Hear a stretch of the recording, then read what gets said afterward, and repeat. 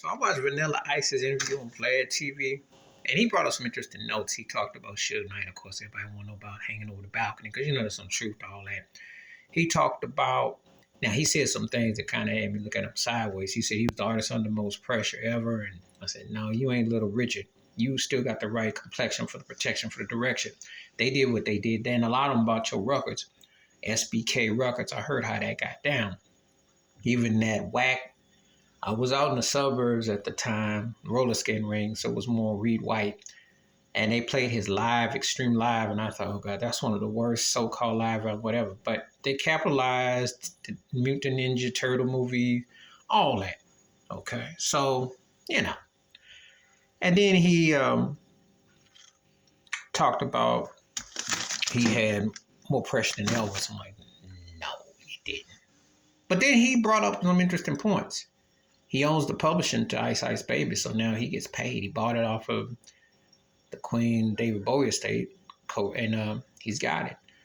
And he went just one hit one. I tell people all the time, people always ask what's a money track. I said it's a song that you can live on for the rest of your life. You can go anywhere in the world, regardless of people that they know it. And he did it. He was essential. Now, before people come at me and say, well, the Beastie Boys predated him or something, they didn't hit like he did. He had a target on his back. He was a precursor for Eminem and Everlast and Post Malone and all that. And Kid Rock too. Because people watch Vanilla Ice.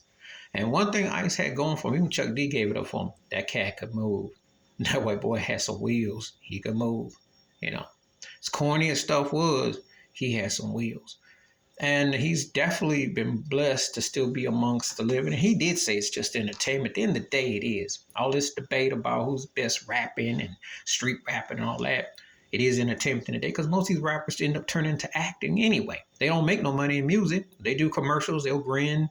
They play tough or they play this role. Then they get on TV. They get polished. They move on.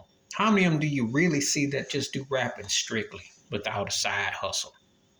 Okay, so he was telling the truth. It is entertainment at the end of the day, regardless of where you come down on his skill set or whatever he did. That's a fact.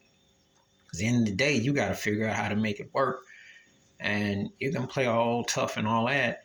None of the cats that I grew up watching rapping just solely relied on rapping. Because if they did, they would have been done in a small window. Okay, they had to get into other things to keep the dollar rolling. Plus the music changes, and you know how hip hop is. It doesn't sit around and play your records 20 years straight. They romanticize you. Anyway, please hit like, subscribe, welcome thoughts, comments, and I do respond. Thank you. Wash your hands, keep your mind clear, watch out for nothing shit if you like it. My peace.